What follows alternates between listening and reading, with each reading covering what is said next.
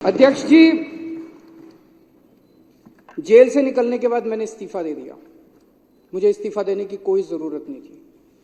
इन्होंने भी नहीं मांगा था मेरा इस्तीफा। इन्होंने तो पोस्टर लगाए थे इस्तीफा दो। मैंने जब दे दिया तो इनको ये समझ नहीं आया उन पोस्टरों का क्या करें। अब छपवाए थे, लगाने थे, अभी बता रहे हैं। मैंने इस्तीफा दे दिया। मेरी जिंदगी में 3 बार ऐसे मौके आए जब बड़े बड़े पदों से मैंने इस्तीफा दिया अपनी जिंदगी में, वॉलंटरीली, स्वैच्छिक, अपनी मर्जी से। किसी ने मांगा नहीं था। मैं इनकम टैक्स में काम किया करता था, जॉइंट कमिश्नर की पोस्ट पे था।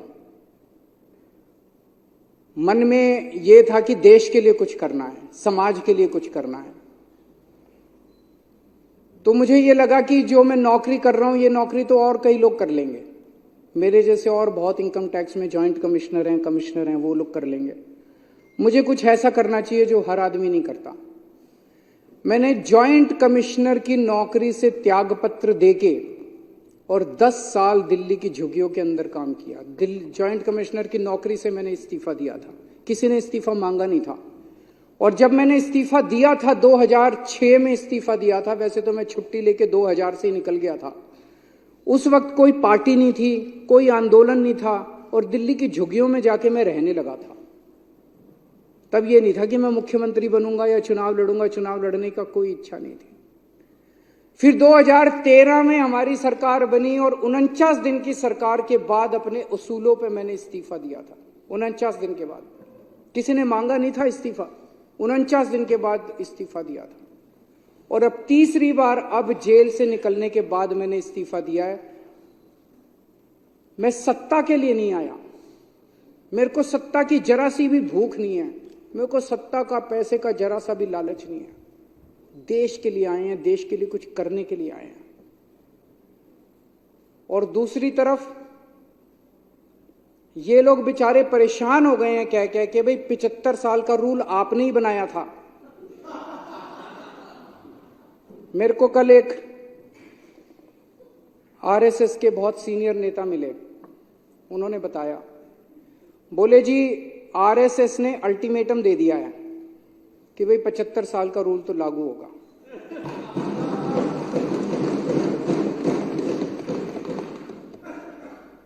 लेकिन वो मान नहीं रहे, कह रहे हैं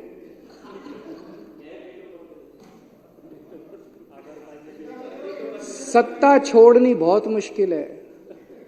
सत्ता, कुर्सी छोड़नी बहुत मुश्किल। 1 मिनट, वो बोलने के लिए ललचा रहे हैं। मेरे बाद बोलने लो। सत्ता छोड़नी, अध्यक्ष महोदय, बहुत मुश्किल है। सत्ता का लालच छोड़ना बहुत मुश्किल है। खुद ही रूल बनाया। उस रूल के तहत सबसे पहले आडवाणी जी का इस्तीफा लिया, मुरली मनोहर जोशी जी का इस्तीफा लिया, सुमित्रा महाजन जी का इस्तीफा लिया, बीसी खंडूरी जी का इस्तीफा लिया, कलराज मिश्र का इस्तीफा लिया, आनंदीबेन पटेल का इस्तीफा लिया, शांता कुमार जी का इस्तीफा लिया, करिया मुंडा जी का इस्तीफा लिया, हुकुमदेव नारायण जी का इस्तीफा लिया, नजमा हेतुल्ला जी का इस्तीफा लिया, भगत सिंह कोश्यारी जी का इस्तीफा, और भी बहुत है, मेरे पास तो थोड़े ही नाम है। उन सब का इस्तीफा लेने के बाद जब अपना नंबर आया तो कहते हैं ये कानून मेरे पे लागू नहीं होगा। ये तो ठीक नहीं है। सबके लिए बराबर कानून होना चाहिए, नहीं होना चाहिए? मैं ये सोच रहा था, कल को कोई अफसर 60 साल की उम्र होने के बाद कहे मैं तो नहीं रिटायर होता जी।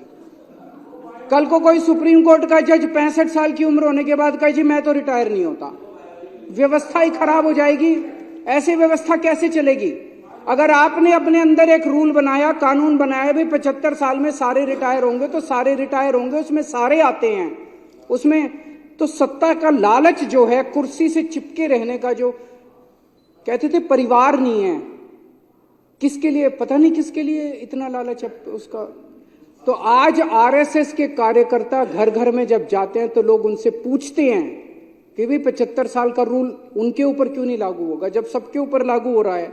तो मुझे ये लगता है कि जब आदमी किसी बड़े पद पे बैठे तो उसे निस्वार्थ भाव से समाज की सेवा करनी चाहिए।